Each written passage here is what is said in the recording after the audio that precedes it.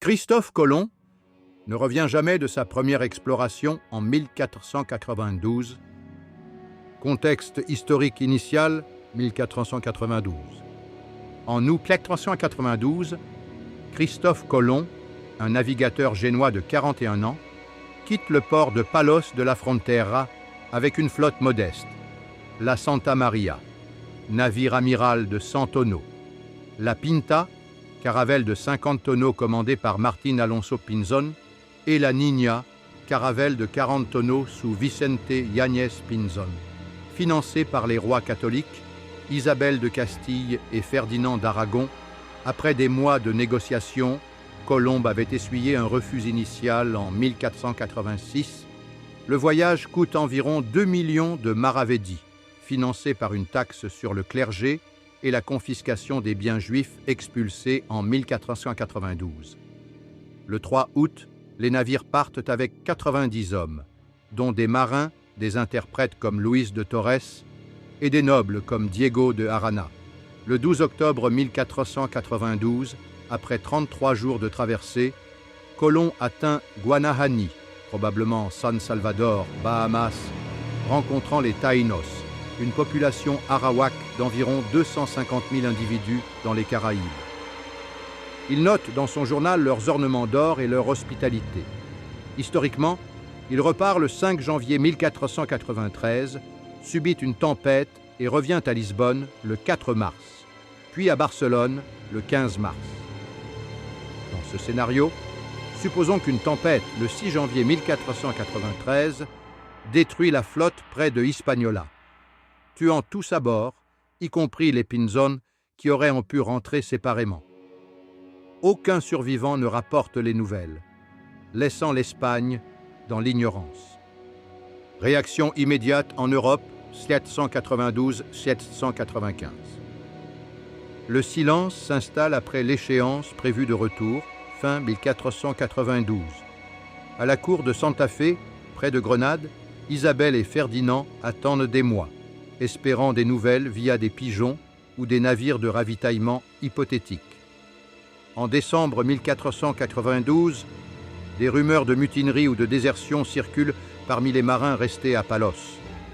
En mars 1493, sans signe, les rois concluent à un naufrage, attribué aux tempêtes fréquentes de l'Atlantique, comme celle de 1492 qui endommagea la Pinta.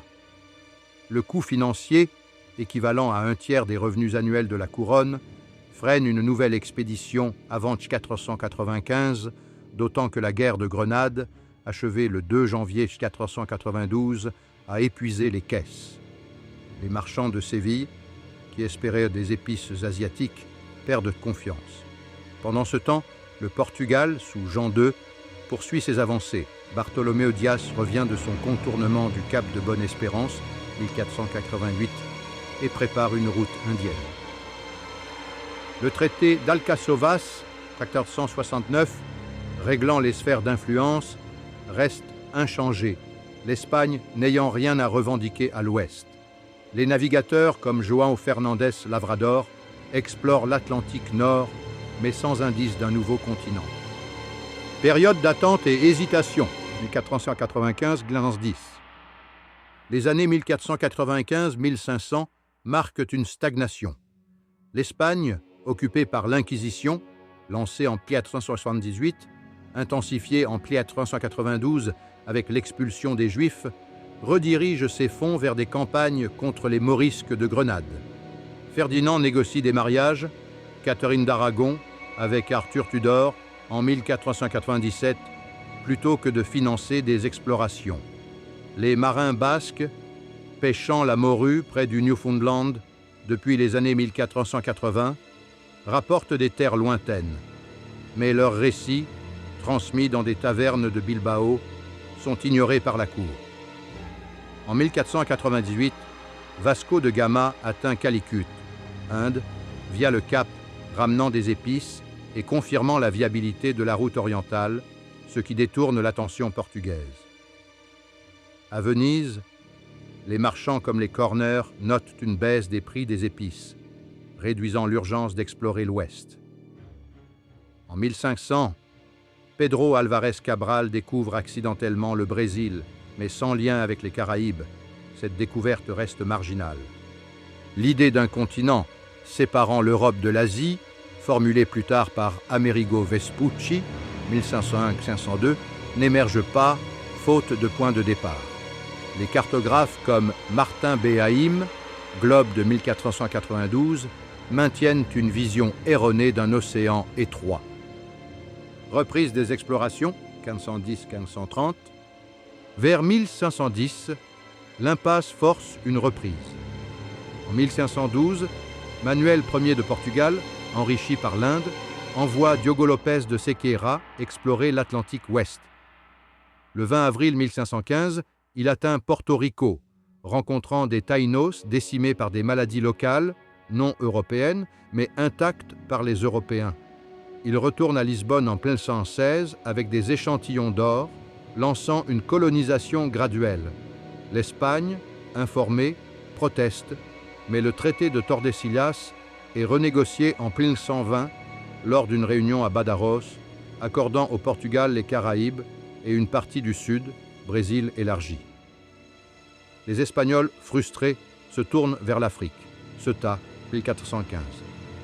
La colonisation portugaise débute en 1518, avec des forts à Santo Domingo, utilisant 500 esclaves africains importés via l'île de São Tomé.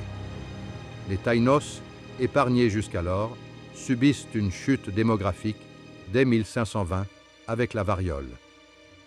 L'extraction d'or débute en 1525, mais à petite échelle, retardant l'afflux massif d'argent, Potosi, actif historiquement en 1545.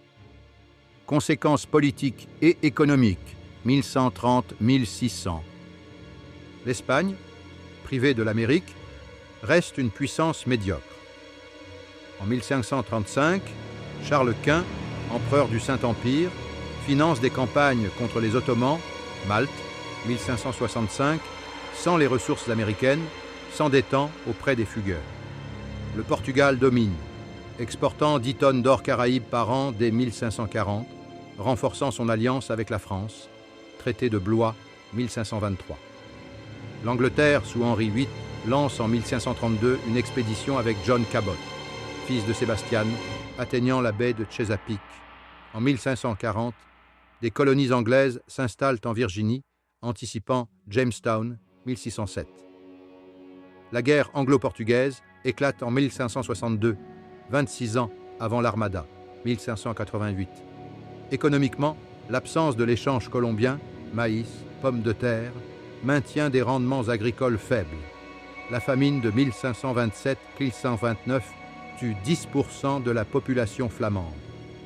Les Ottomans, sous Soliman le Magnifique, 1520-1566, contrôlent les routes de la soie, fixant les prix des épices à Venise à des niveaux élevés jusqu'en 1570.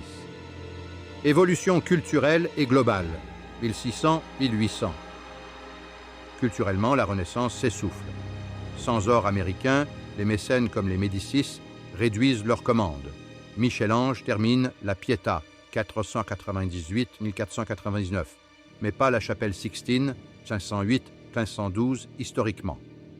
Érasme, à Louvain, publie son éloge de la folie, 1511, et influence Martin Luther, accélérant la réforme, 95 thèses en 1517. La contre-réforme, sans fonds espagnols, est faible. Le concile de Trente, 1545, est ajourné en 1547. Les Incas, sous Atahualpa, exécutés historiquement en 1533, unifient leur empire jusqu'en 1605, repoussant une invasion portugaise en 1598 avec des alliances chiliennes. Les Aztèques, sous Moctezuma II, renforcent Tenochtitlan, résistant jusqu'en 1612. Ces empires hybrides adoptent les mousquets européens via des déserteurs, créant une confédération caraïbo-mexicaine en 1650.